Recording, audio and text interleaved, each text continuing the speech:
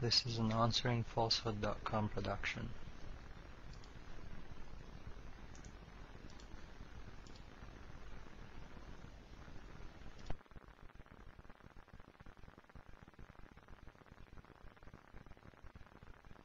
السلام عليكم ورحمة الله وبركاته. بسم الله الرحمن الرحيم، وصلى الله على سيدنا محمد أشرف الأنبياء والمرسلين وآله وصحابته ومن تبعهم بإحسان إلى يوم الدين. الحمد لله، نحمد الله سبحانه وتعالى. إليكم اللهم إني أعوذ بك أن أضل وضل وزل وزل أو أظلم وأظلم أو أجهل ويجهل علي. The first thing I want to start with a hadith that's related by Imam al-Tabarani with an isnad. And it's from Abu Umama عن النبي صلى الله عليه وسلم إن لكل شيء إقبالا وإدبارا وإن من إقبال هذا الدين ما كنتم عليه من العمى والجهالة وما بعثني الله به وإن من إقبال هذا الدين أن تتفقه القبيلة بأسرها حتى لا يوجد فيها إلا الفاسق أو الفاسقان فهما مقهوران ذليلان إن تكلما قمعا وقهرا واضطهدا وإن من إدبار هذا الدين أن تجفو القبيلة بأسرها حتى لا يرى فيها إلا الفقيه أو الفقيهان فهما مقهوران ذليلان إن تكلما فأمر بالمعروف ونهي عن المنكر قمعا وقهرا واضطهدا فهما مقهوران ذليلان لا يجدان على ذلك أعوانا ولا أنصارا. The hadith says that everything has a iqbal, which is a movement towards something, and a idbar, which is a movement away from something. And from the iqbal of this deen, from this deen's coming to us, moving towards us, he said, is that you were in blindness and ignorance. And then Allah subhanahu wa ta'ala sent me with what I have to you.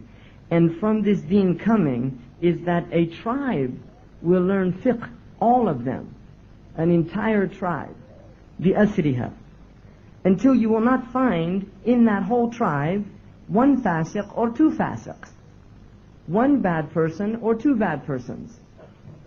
And then he said, if they speak, these two bad persons are maqhurani, dharilani, they're the ones that have to shut up. They're the ones that don't have any authority and power, the bad people, because they're surrounded by too many good people, so they don't have a time to actually, or an opportunity to bring their filth into the community. And then he said, if they speak out, they will be subdued, conquered, and belittled, put down. And then he said, from the movement away of this deen is that a qabila tajfu bi'asriha. Jafa means they'll become harsh. They'll become harsh. The entire tribe, until there will only remain one or two faqihs, people who understand the deen of Islam. And if they speak, these two people, with good, encouraging them, the whole tribe will attack them and say, uskut, be quiet, don't tell us.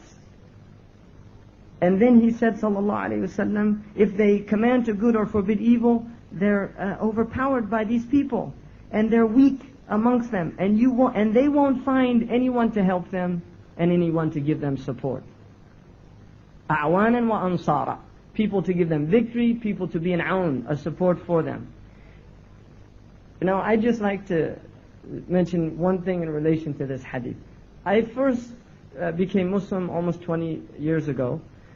When I became Muslim, I think it was after a year that I found out that tayammum was not permissible if there was water when you were traveling. In other words, and Allah forgive me because I don't know how many, if I prayed without, I can't remember. But I learned that tayammum, after 1 year of being Muslim, with Muslims, living with them, after one, because I was initially taught, if you're traveling, you have a choice. If you can do tayammum, it's a rukhsa, it makes it easier, or you can do wudu. I didn't know that that was wrong until after a year of being Muslim. I had some people tell me put your hands here, some people tell me put them here, some people told me move the fingers, some people said no, keep the fingers still. I started becoming bewildered. What's going on here? What is this teaching? And I realized after a few years that the only way that I'm going to get any peace of mind is to find out for myself. And I realized that I have to first learn Arabic, because the literature, and there's more literature now in English, but at that time when I became Muslim, and Sidi Abdullah Hakim knows that this is true, and other people around at that time, there was not a lot of literature in English, and there certainly wasn't any books on fiqh to teach you anything about fiqh. So I realized I had to go and find out. Well, at that point, the trouble begins. Because where do I go? Where do I go? As a young, I was about 21 years old, and I decided I want to seek knowledge, and I said, where do I go? Well, I got an opportunity from a wonderful man, Sheikh Abdullah Ali al-Mahmoud, who was a man from Sharjah, Shariqa, in the Emirates. And he was an older man who remembered, he actually rode by camel around the Najd. I mean, that's the era that he came out of, and he was a faqih, and he was a very spiritual and sincere person. And he met me in London, and I had just learned some words in Arabic. I was trying to put them together. I got a little book. I was trying to learn how to speak Arabic, and I said to him, Kayfa haluka, ana min America, ismi hamza, you know, and I'm calling hamza is actually a letter. It's not a name, it's a letter. So he, Jazallahu khairan, said, you have to come and study, and I'll facilitate that for you. So he actually gave me an opportunity to go to the Emirates and to study. When I got to the Emirates, I was put into a place called Al-Mahad al-Islami, which is in Al-Ain. And by good or bad fortune, I went to extremely good schools in the United States. I went to private Jesuit school, and so I was used to a very high standard of education in the West. When I went to Al-Mahad al-Islami, I found, and it was a good experience for me, because I learned a lot of words immediately, like ya himar, ya ghabi, ya wahshi, ya ahmaq, you know, and the Arabs know what it means, and most of you who don't speak Arabic know what it means, because this is what the teacher used to say to the students constantly. Oh donkey, oh jackass, oh fool, oh idiot. So I learned those words very quickly, because you learn things that you hear all the time. Now, I had never seen that, because I grew up in a place where the teachers actually respected you. and really, this is actually, we should be crying, in fact, because we know now what that type of attitude does to children. You see, if you're always being told something, you come to believe that thing. And what I saw basically was a gross pale imitation of Western education. It was really at the lowest levels of Western education.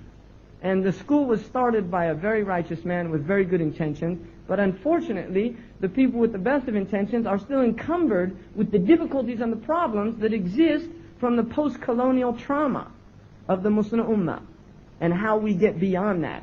Now, after a very short time there, and I was learning Arabic more and more rapidly, I met a West African scholar from Mauritania.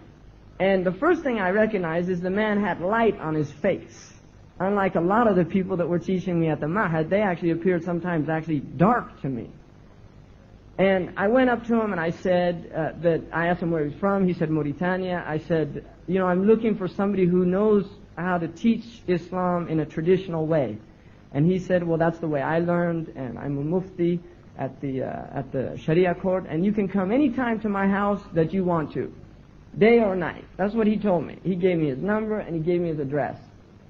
And I started going to this man's house, and he would sit there and he would say, what do you want to study? And then I would ask him questions, he would answer them, he would tell me this, this, and this, and he would say, you should memorize this because that's the only way to learn. And I noticed the people in that environment, other Mauritanians coming, most of them memorized the Quran, they knew fiqh, they were very clear in their understanding of Islam. And I was very affected by these people. They affected me because I hadn't seen people like them. Now, the secret of these people is simply one thing and one thing only. And I'm convinced of this now, after thinking about it for a long time. These are people that the colonials actually never got.